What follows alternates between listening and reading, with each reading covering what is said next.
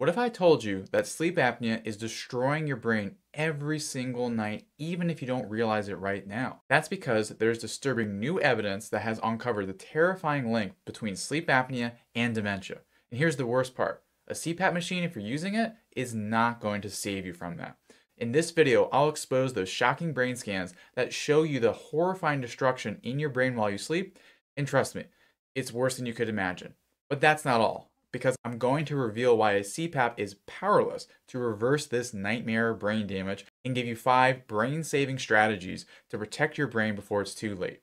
And best of all, these strategies can help reverse the brain damage without having to overhaul your lifestyle and make dramatic changes, without having to follow a restrictive diet, and without relying on medications with side effects. And it all starts by understanding exactly what sleep apnea is doing to your brain and what that looks like on a brain scan. Like I was saying, what sleep apnea does to the brain is not pretty by any stretch of imagination. And in fact, you don't have to imagine anything. I'm just going to show you some brain scans and some good old-fashioned fun scientific literature on this here.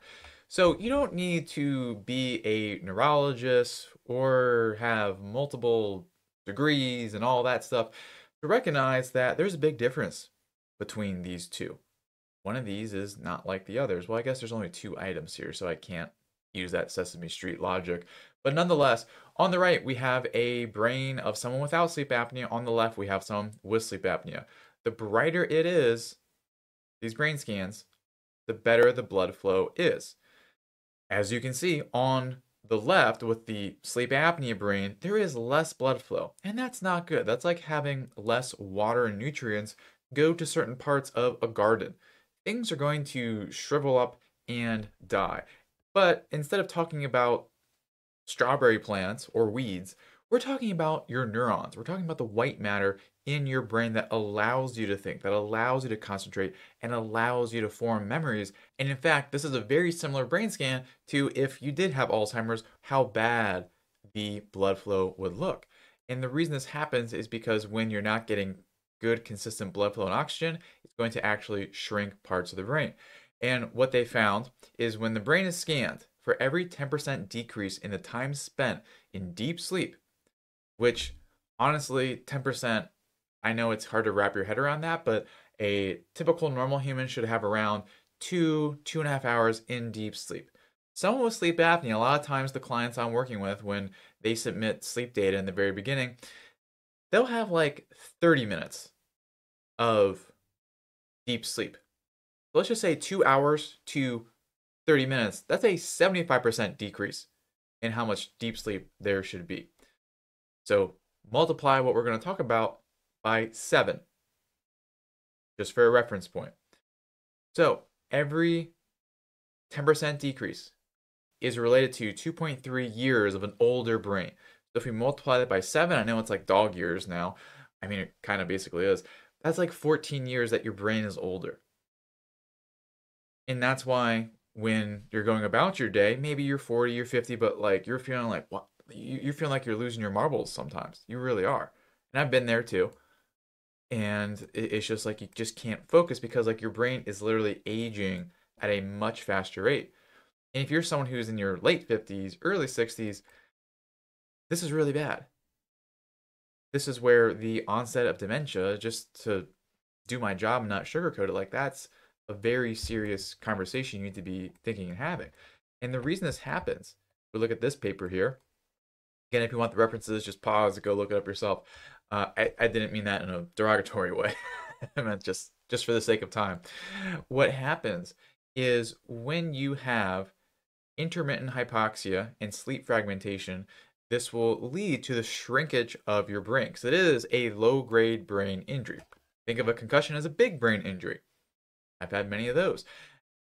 Losing sleep, it's a small concussion that happens every single night, and what happens is the gray matter goes down, you lose the white matter, and it just becomes this downward spiral where your brain is like the one on the left where it's not functioning.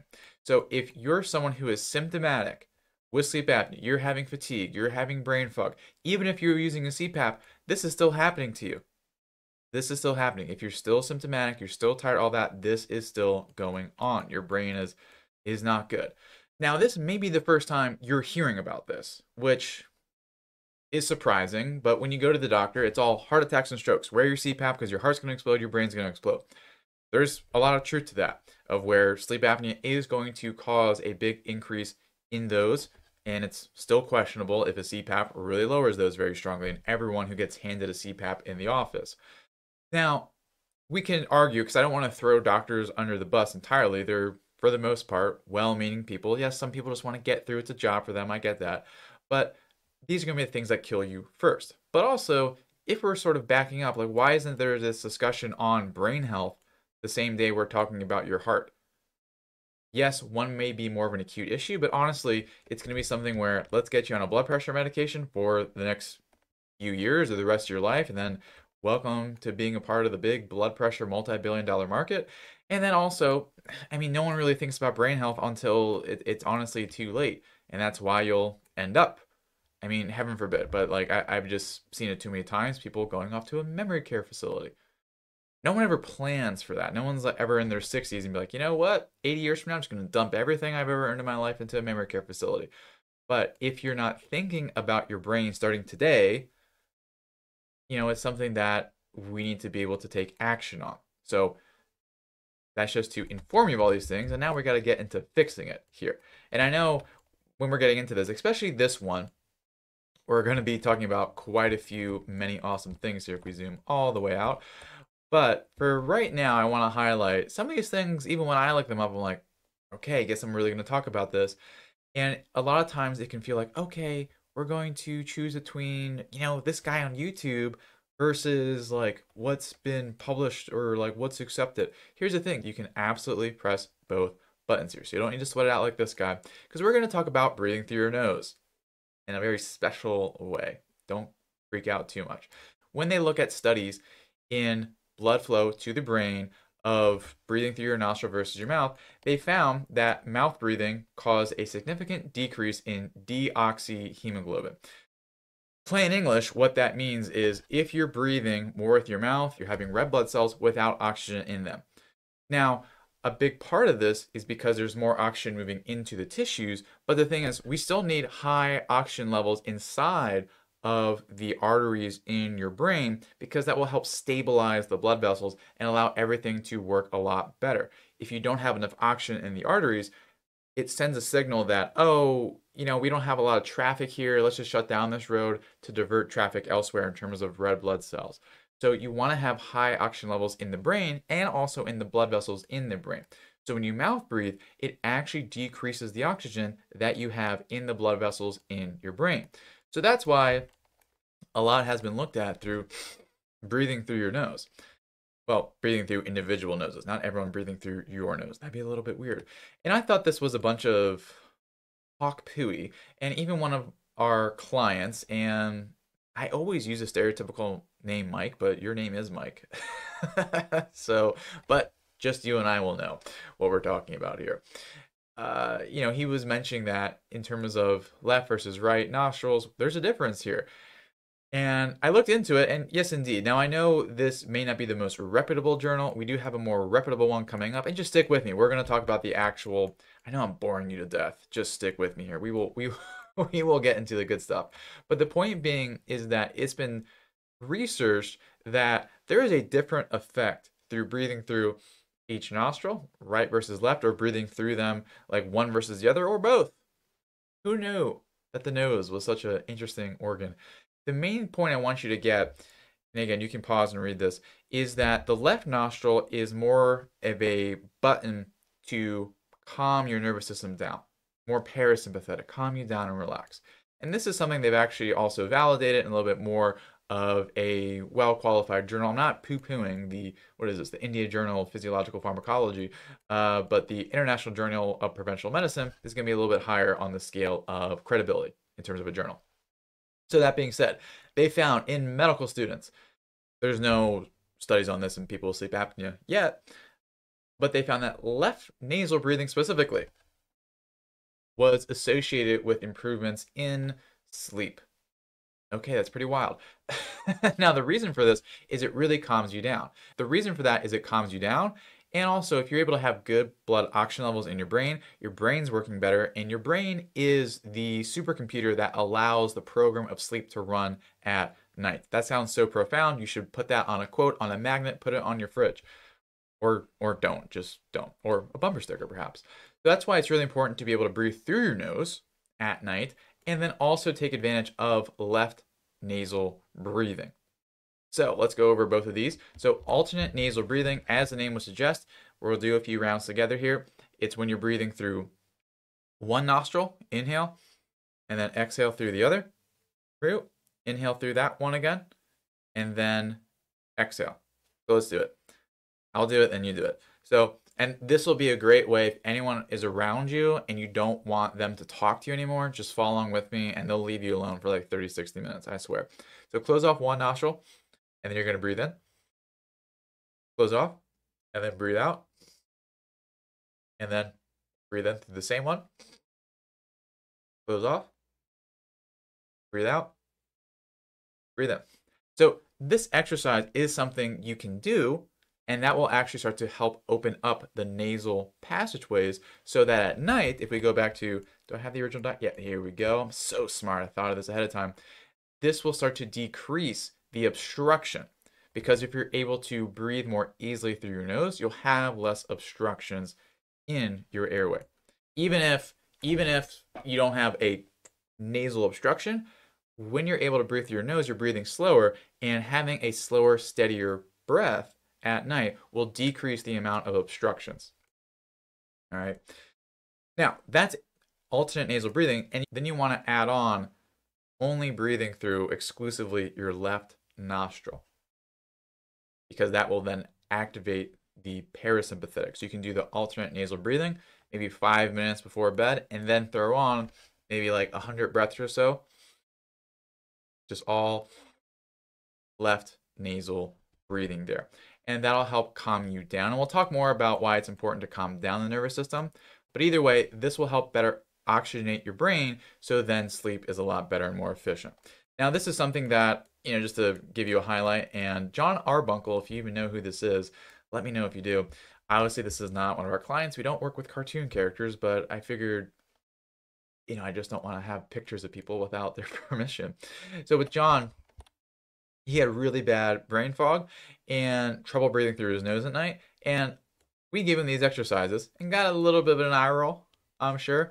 But he was coachable, did them. About 1.5 weeks later, he started to feel like the lights were back on in a way. Because when you're in constant brain fog, it's almost like you're in this soup and it's hard to think and it's just constant. This started to give him that lift and start to turn the lights back on. It wasn't on all the time, but started to give that big lift because of it was better able to oxygenate his brain. And it's not only something that helps your sleep, but also during the daytime as well. Then that's going to help better oxygenate your brain. All right. So that is step number 1. Step number 2 and 3 go together here. So we want to stop and then reverse neuroinflammation, because just breathing better at night, it's going to help move things in the right direction, but there's also damage in there that we need to calm down and also reverse. So I've already alluded to this a few times. You're having brain damage at night if you have sleep apnea. It is a brain disease at its core. And this will then lead to a lot of inflammatory things happening. Just think of it as fire going on in your brain. We don't need to get into nuclear factor, kappa beta, and hypoxia, but we don't need to do all that. Okay. If you do, here's the paper. But nonetheless, one of the easiest ways to actually start to cool off your brain is literally to cool off your brain. So this is a study, again, you can get into it in your own time. I'll give you the summary, is that one of the most neuroprotective ways to help your brain is to cool down the blood in it, because that will actually reverse a lot of these inflammatory factors going on. And when you're able to cool the blood a little bit, it doesn't have to be dramatic. It doesn't need to be dramatic. You don't need to get into a cryo unit where they spray you with nitrogen gas. It can just be an ice pack on one side of the neck that will cool the blood in your carotid, bring in cool blood, calm things down. That's what that will do. Now, it's really, really important. This is super duper important. Only one side at a time. You've been warned. Do not do both. Okay, if you've ever done this or been choked out, maybe you do jujitsu, I don't know. You don't want to press on both carotids at the same time. One at a time, 5-10 minutes. That will start to cool things down. Now, once again, this is worthy of an eye roll from John Arbuckle. But again, this was one thing where, I mean, even on the Q&A calls, like, we would see him like this, just from the nice immediate effect you can get from that. And doing it with an ice pack, that's one way, of course. You can also just take yawns in and out of the freezer.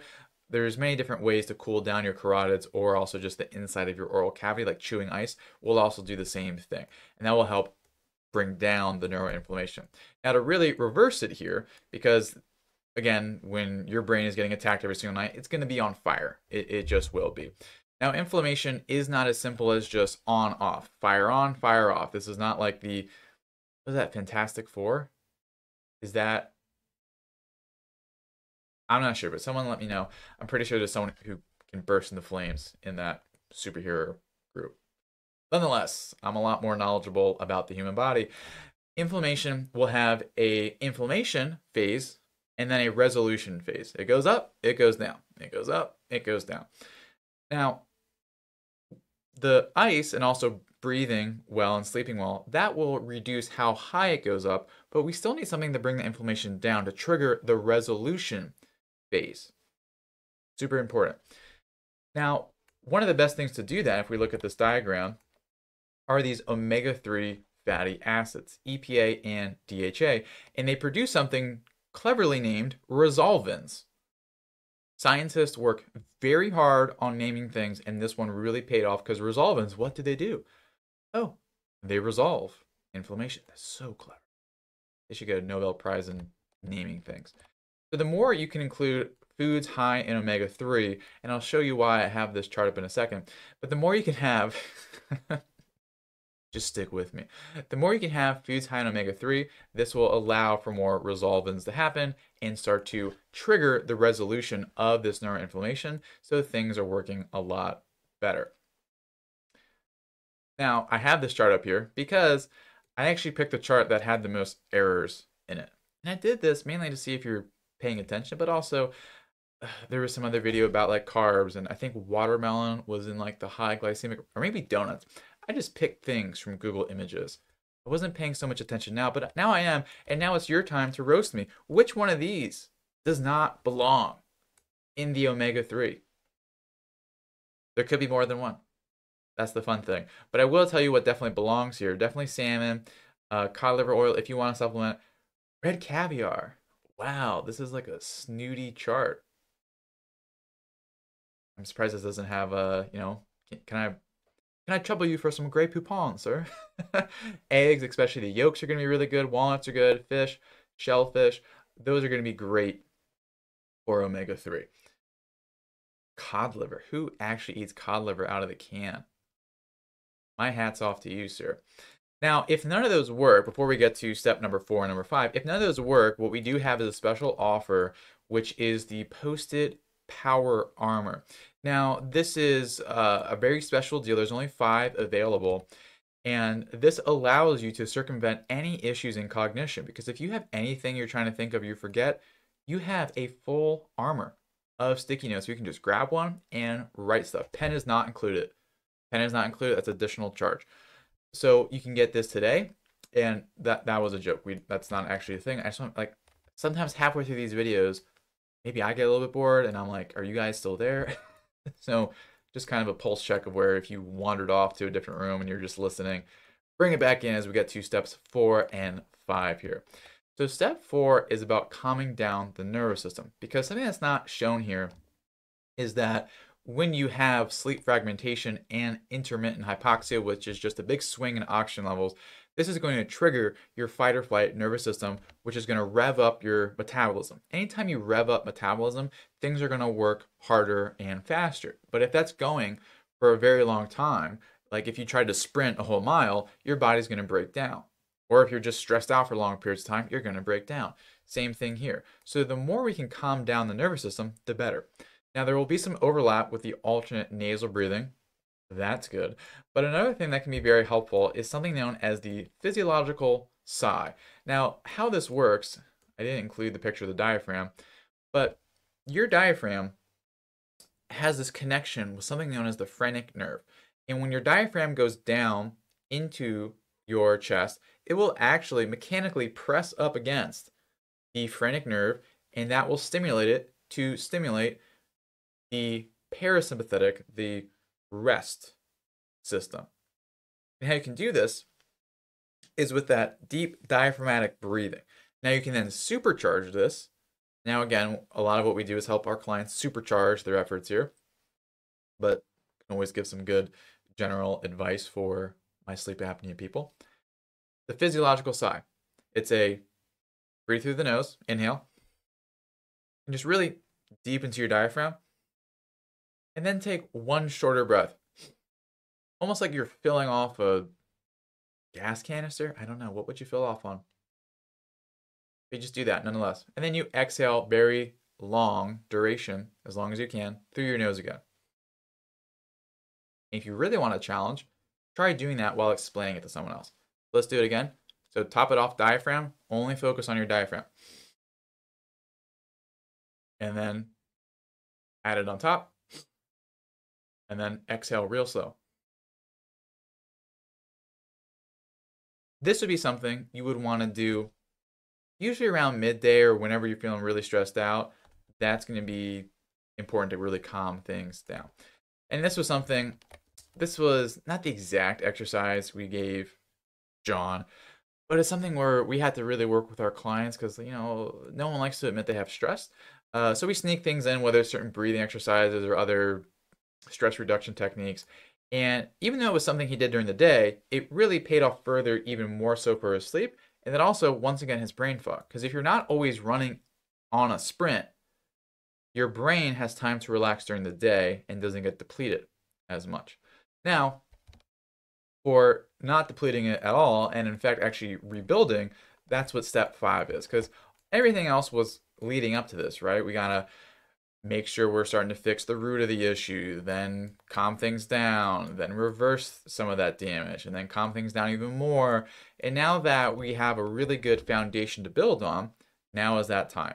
Because we've calmed things down, we've built a solid foundation, and now you want to build on top of that. So that's where neuroplasticity comes in, being able to reverse that damage. And this can happen no matter where you're at in your life. You're 85, 95, thanks for watching, and also you can still make grand improvements in how your brain functions, because no matter how old you are or no matter how long you've been struggling, your brain is this amazing organ that can actually lead to either the creation of more neurons, which is a lesser contribution, or to wire them more efficiently.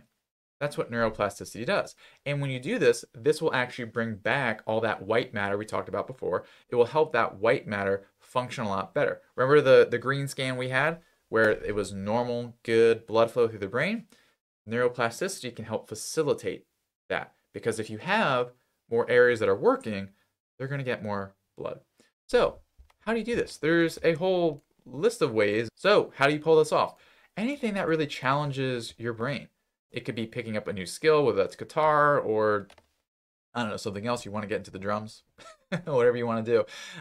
Puzzles, aerobic exercise. You can do aerobic exercise because when you do aerobic exercise, it actually leads to the secretion of a certain molecule that will allow your neurons to create more wires and also repair themselves.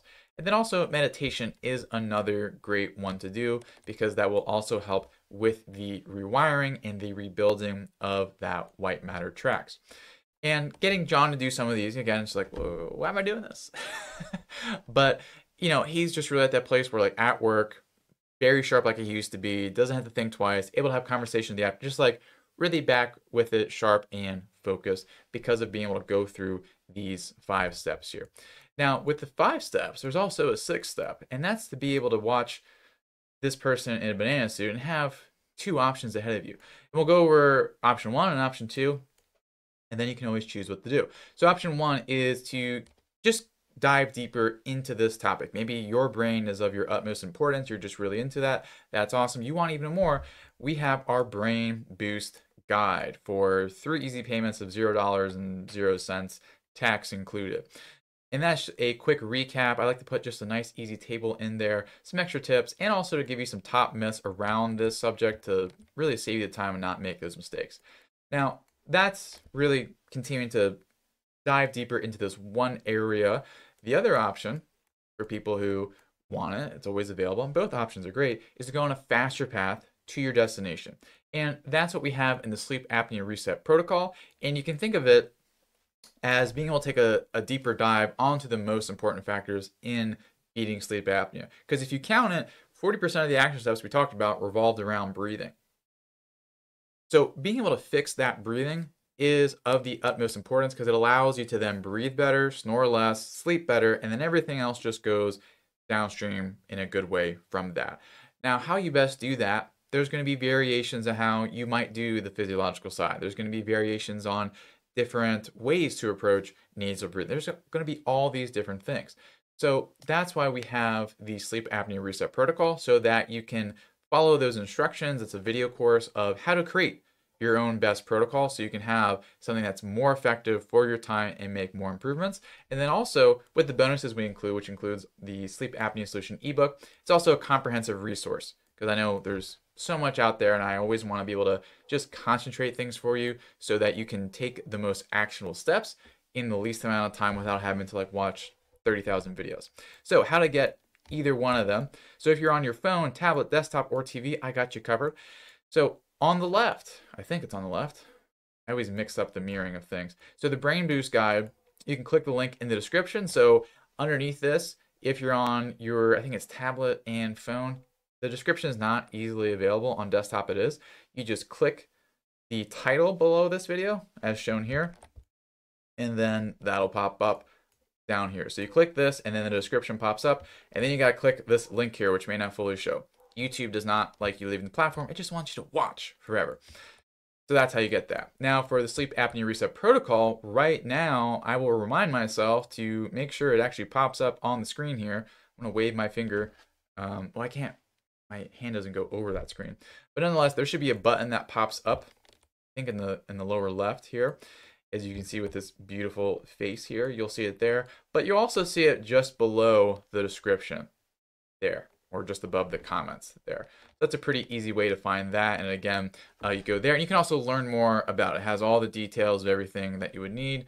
And that button should be somewhere on the screen. Hopefully I remember to do that. If I don't, maybe I need to work on my brain. Now, to make it super easy, because I know how sometimes it can be annoying to navigate things, if you're watching on your TV or you just want to open up another browser window, to get the Brain Boost Guide, you can go to ochnow.com/brain-boost. Okay, there's a dash here. I want to highlight this dash. There's a dash. Okay, ochnow.com/brain-boost. And then for the protocol, go to ochnow.com/reset. So pretty simple there. And again, I'll pop those on screen in a moment. If you're on your TV, because apparently 40% of people are watching me from their TV, which I find surreal. I don't know. Like, can you imagine walking into someone else's home and seeing yourself on their TV? Anyway, we're going to put some QR codes here. So if you have your phone nearby, go grab it. If you don't, I mean, just go grab it either way. I mean, how far away could it be? And also, this will help your blood circulation. You get your phone, and to use a QR code, again, I didn't know this at first. Not a lot of people do. So I'll just walk you through it. Get your phone, access the camera, and then you're going to point it on the QR codes I'll show you in a moment, but you're not taking a picture. You're not taking a picture. And then when you scan it, again, you're not taking a picture, but when it's just in the field of your camera, there will be a link that pops up. Obviously, you won't be going to Google, and then you click that link, and then it all works from there. So let me put the QR codes on the screen here. Yeah, that matches up. And then you can go ahead and take out your phone, and then just, come over here. Don't be shy. And you can either scan over here underneath the Brain Boost Guide. You can scan that to get it, or you can scan the other one to get the Sleep Apnea Reset Protocol. Either way, you're a winner. Okay, so my name is Dr. Dylan Peckus. Thank you so much for watching, and whether you go get the Brain Boost or the Reset Protocol, I will see you on the next page.